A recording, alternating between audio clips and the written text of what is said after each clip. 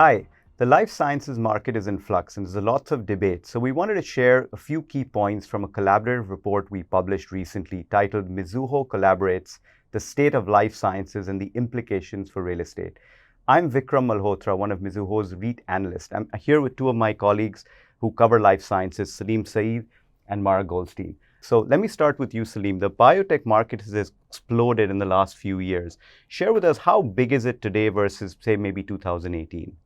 Well, yeah, it's a good question, Vic. I mean, today when we're looking at all of biotech, or largely therapeutics is about 1,000 companies today, right? 1,000 companies. And only 3 years ago, it was about half of that, right? Maybe 500, 600-ish or so. So, over the last 3-4 years, we've seen that tremendously expand. Life sciences has been, it was a solution to the pandemic, right? We saw a lot of companies go public during that time, right? A lot of them with preclinical, and that's sort of what led to the initial part of this, what's going on right now, which was the boom. That makes sense. And one of the questions we get a lot is, are we bottoming? Stocks have underperformed for 2 years in a row. Are we bottoming? Well, I mean, if you look at the three major indices that people typically go to in biotech, the MBI, the BTK, and the XBI, those would suggest that COVID-19 related gains have been mostly erased, if not erased. If you look at valuations, whether it's large cap biotech valuations or broader sector valuations, those are trading at near levels. If you look at how many companies are trading negative enterprise value, we're now at, at least in the last decade, unprecedented levels, about a quarter of companies. And one thing you can look at, is probably the genomics bubble, right? That was a more protracted, more protracted decline in the biotech sector. We're not there yet. We're currently around month 16. That one was a little bit longer. You can argue we may have a little bit more protracted return, when we're looking at some of the fundamentals, but we're either there or close to it. Yeah. Now, one of the questions we get is, what does this pain look like? What does rationalization look like? So, Mara, you've done some really unique work on cash runway analysis. Share with us what your latest numbers show us relative to what you've seen in the past. We look at cash runway, which is essentially how many quarters worth of cash a biotech company has. Remember, the vast majority of these companies don't have sales and don't have earnings, so cash is really their lifeblood. That's what fuels, their R&D and product development. On average, companies tend to keep about 12 to 18 months worth of cash on hand. So if you look at sort of average cash runway today, and this is the average number, and we looked at, close to 500 companies when we did this, it's not that far off than it was in the first quarter of 2020. So in terms of the average cash runway. The difference, I think, being is that we went through a tremendous financing cycle, right? 2020 through 2021, and we are looking at a period where we are not in a financing cycle and companies are not financings. But just to put it in perspective, average cash runway is about 7 quarters today. So that means that, and this is a sort of imputed figures that we have done through a cash analysis, looking at how much money these companies are spending, how much they're forecasted to spend, and how much cash they have on the books today.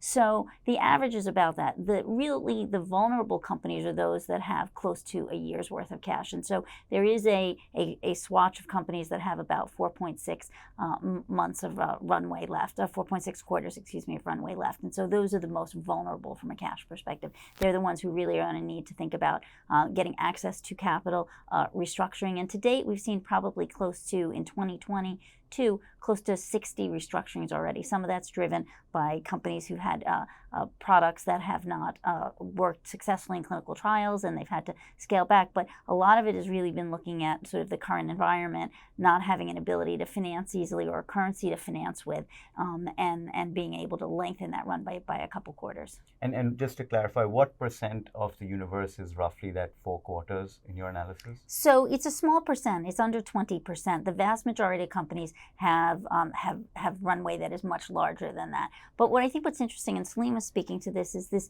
question of enterprise value, EV. We see a tremendous amount of companies trading at negative enterprise value right now, but that's not really indicative of cash runway. So you have to kind of divorce those things. The most vulnerable companies, quite frankly, are those companies that have enterprise values and market cap in the sort of $0 to $100 million range. That's very, very interesting. So one of the other questions is sort of how do we evaluate all of our respective companies. Certainly from a real estate perspective, their fundamentals, like you said, were really strong in biotech the last few years. Life science real estate fundamentals have also been very strong. We've seen very, very strong market rent growth, leasing, vacancy across the key markets in parts of Boston, Cambridge, San Francisco is in the mid to maybe high single digits. And generally the fuel and cash and employment has driven those strong real estate fundamentals. But we are starting to watch certain things. We're watching, is leasing velocity slowing? Our channel checks suggest in Boston some of that is slowing. Are maybe lease terms shortening? And we've seen some of that. But I have not heard any company come out and say we're actually cutting our lab space. That's been still a key driver. And so I agree with you, the health of the market is still pretty strong. Maybe just talk a little bit to us about your individual top picks from here, and then we can talk a little bit about why we like the real estate positioning. But any of you, your top picks? I mean, look, I think when we look at topics in biotech, one of these things about biotech, right, is that there's no one particular lens to look at any mid cap. So the lens that I would say, if you're asking the question like top picks, here would be in this particular environment, companies that have clinical data, companies that have cash, right, that can sustain through this protracted decline that we're seeing, companies that are asymmetrically skewed, right, where we're seeing the data that we do have is just fundamentally just seems so much better than what the market is implying, or another lens that some people use is shots on goal is what they call it, right? You only need one thing to work out of the three things they have coming, right? And so I think and Mary can maybe speak to hers, but in my coverage universe, it would be companies like Cytokinetics, Atara, BridgeBio, Encarta, and probably Wave that would fit in those buckets. Yeah, I mean, my universe is largely oncology driven, so most of my companies are developing oncology products, and a couple of names that we really like. One is Arcus Biosciences, which is essentially trading at about cash right now, which is about $1.3 billion. So for us, that's a really interesting name. Good science, good data points coming in the next year. Fate Therapeutics working in the area of NK cells is also another. A lot of data coming out, high quality science, true innovator, and a lot of cash. And Xencor, which is a company that is working in the area of bispecific antibodies, which is, we've seen the first bispecific antibody for cancer treatment approved just recently. So we think that that's a really interesting name for investors to focus on. Yeah, maybe Vicky, tell us yours. We haven't spoken too much about healthcare REITs, but I know you like Alexandria, so maybe you can tell us a little bit about why. Yeah, no, it's interesting. We've been talking about what differentiates biotech companies. I think Alexandria has been doing this for a long time, 30 plus years. Certainly the scale is one thing that differentiates Alexandria. They have clusters which are really important in the right markets. The quality of their portfolio is very, very good. But also they've spent a lot of time underwriting tenants. They do have a small investment, or they have private investments, which there might be some risk from a mark-to-market standpoint. But the company's been very solid managing the exposures over the last decade. And to your point, we've seen multiple biotech cycles. We all think of the GFC. But in those cycles, we've usually not seen the weakness trickle into real estate fundamentals. This is the first time in unison at our recent industry conference called NAREIT, we saw these companies in uniform talk about issues in terms of the real estate tenant credit and slowing development. You mentioned, fundamentals in the real estate industry. I mean, we've talked about fundamentals in biotech, but have you seen any weakness, in really within the life sciences REIT space for your companies? Yeah, so no weakness yet, but if I use GFC as a time frame, Alexandria as an example lost maybe 100 basis points of occupancy, peak to trough. So very modest relative to, say, office REITs that lost 500 basis points of occupancy.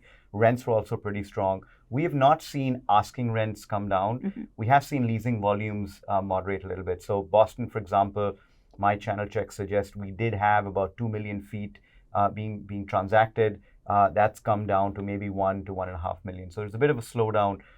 This was great. Thank you so much, everyone, for listening in. Both Mar and Salim have some great work. They do weekly and monthly product with a lot of cool information on cash flow. So if we can help in any way, please reach out to us, phone, email, Bloomberg. We're here to help. Thanks so much for listening.